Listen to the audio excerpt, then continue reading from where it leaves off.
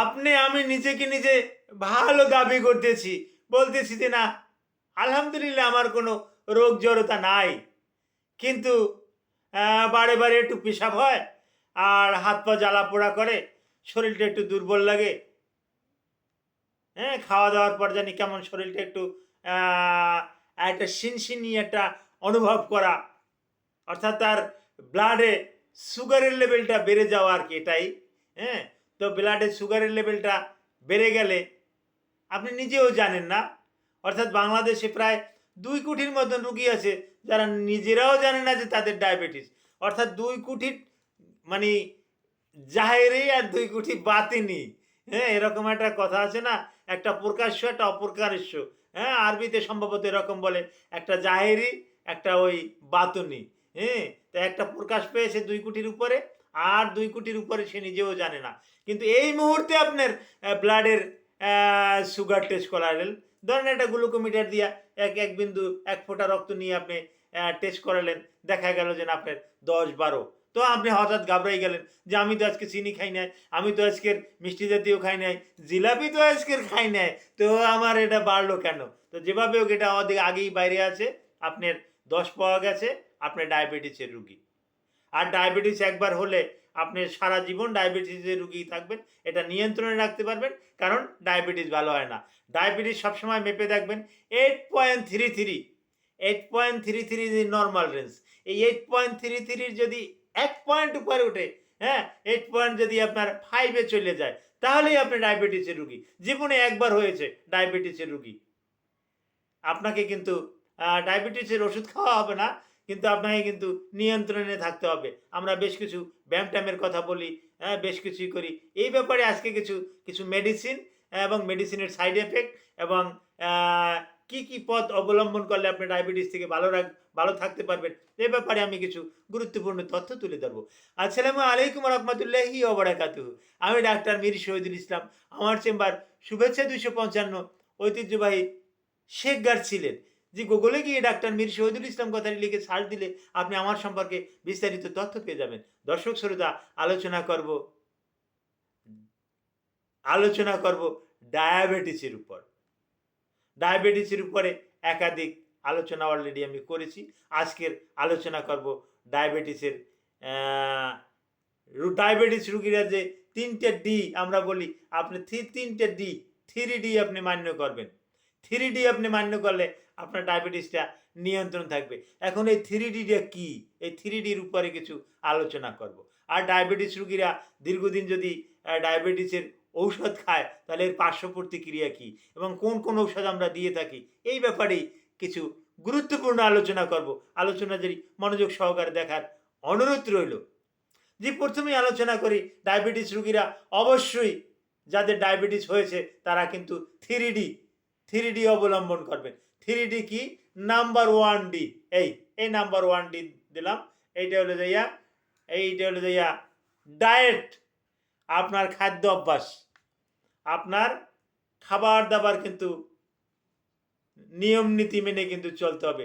ইচ্ছা করলেই কিন্তু আপনি আর জিলাপি খাইতে পারবেন না, ইচ্ছা করলেই আপনি পর্যাপ্ত পরিমাণে খাইতে পারবেন না, ইচ্ছা করলেই কিন্তু আপনি বেশি পরিমাণে যে না আমি একটু আখের রসের শরবত খাই, একটু তালের রসের শরবত খাই, না, এটা আর পারবেন না। নাম্বার 2, 2 নম্বর ডি। এই 2 নম্বর দিতে হলো ডিসিপ্লিন। ডিসিপ্লিনটা কি? আপনি একটা শৃঙ্খলা, একটা শিকলের ভিতরে, শ্রেণীর ভিতরে আবদ্ধ হয়ে গেলেন, যে এখানে অনেক নিয়ম কানুন অনেক কিছুই থাকবে, একটা শৃঙ্খলের ভিতরে আপনি চলে আসলেন। হ্যাঁ, এইটা হলো যে ডিসিপ্লিন। নাম্বার 3, এই 3ডিতে হয়, এই 3ডিতে আমরা অনেক কিছুই বলি, কিন্তু এখানে ড্রাগকে বুঝাতে পারি আমরা, ড্রাগ। অর্থাৎ আপনাকে কিছু ঔষধও খেতে হবে এবং এটাও কিছু নিয়ম মেনে খেতে হবে। এখন কি কি ওষুধ আমরা ডায়াবেটিসের রুগীদেরকে দিয়ে থাকি? সাধারণত একটা কোনটা বলবো, আসলে কোনোটাই তো কোনো রকমের কম না। ডায়াবেটিস রুগীরে আমরা সাধারণত গ্লিবেনক্লামাইড, এটা 1 mg দিয়ে থাকি, বা একটা ট্যাবলেটের অর্ধেক করে 1 mg অর্ধেক করে 1/2 mg দিয়ে থাকি। গ্লিবেনক্লামাইড। তারপরে গ্লিকেলাজাইড দিয়ে থাকি, এটা 80 mg পাওয়া যায়। গ্লিকেলাজাইড 30 mg এক্সটেনশন রিলিজ পাওয়া যায়। গ্লিকেলাজাইড 60 mg এক্সটেনশন রিলিজ পাওয়া যায়। এগুলো আমরা বিফোর মিল, এটা সকালে খাবার আগে আমরা এটা রুগীদের খেতে দিয়ে দেই। তারপর আসে আরও কতগুলো ওষুধের নাম আমি এখন বলি রুগীর অনুসারে: পায়োগ্লিটাজোন, রোসিগ্লিটাজোন, এম্পাইগ্লাইফ্লোজিন। একটু কস্টলি ড্রাগ। এই এম্পাইগ্লাইফ্লোজিনটা মোটামুটি একটা ডায়াবেটিস রোগীর জন্য একটা সেফ ড্রাগ। এম্পাইগ্লাইফ্লোজিনটা দিয়ে থাকি, বিভিন্ন নামে মার্কেটে পাওয়া যায়, কোনো কোম্পানির নাম এখানে করি না। বিশেষ প্রয়োজনে এখানে এম্পাইগ্লাইফ্লোজিনের সাথে মেটফরমিন হাইড্রোক্লোরাইড অ্যাড করা থাকে 500 mg 850। এখানে 5 mg 10 mg লিন্ডেগিলিপিন অ্যাড করা থাকে, এটাও দিতে পারি। তবে লিন্ডেগিলিপিন, মেটফরমিন হাইড্রোক্লোরাইড এর কিছু কিছু সাইড এফেক্ট আছে। সাইড এফেক্টের কথাও আমি এখনই আলোচনা করব। তারপর আসে আমরা আর একটা ওষুধ দিয়ে থাকি, বিশেষ করে ইনজেক্টেবল আকারে ইনসুলিন। এটা একদম সর্বশেষ একটা। এটা রুগীর ব্লাডটা পরীক্ষা করে তারপর আসে। রুগীর সাধারণত কোন পরীক্ষা করাটা ভালো? সরি, রুগীর আরবিএস টেস্ট করাতে পারি, রুগীর র্যান্ডম ব্লাড সুগার টেস্ট করতে পারি, তারপর ফাস্টিং ডে গুরুত্ব দেই, ফাস্টিং ডে করাতে পারি। তারপর 2 আওয়ার আফটার 75 গ্রাম গ্লুকোজ খাওয়ার 2 ঘন্টা পর, মানে গ্লুকোজ খাওয়ার 75 গ্রাম গ্লুকোজ খাওয়ার 2 ঘন্টা পর আর একটা রিডিং নিয়ে নিতে পারি। এখান থেকে কিছু তথ্য আমরা পেতে পারি। তারপর এই ডায়াবেটিস রোগীর সবসময়ের জন্য কিন্তু বলি যে আপনাকে ব্যায়াম করতে হবে, ব্যায়ামের বিকল্প কিছু নাই। আপনি সকালে হাঁটেন, বিকেলে হাঁটেন, ব্যাডমিন্টন খেলেন, ফুটবল খেলেন, ভলিবল খেলেন, এগুলো খেলতে হবে।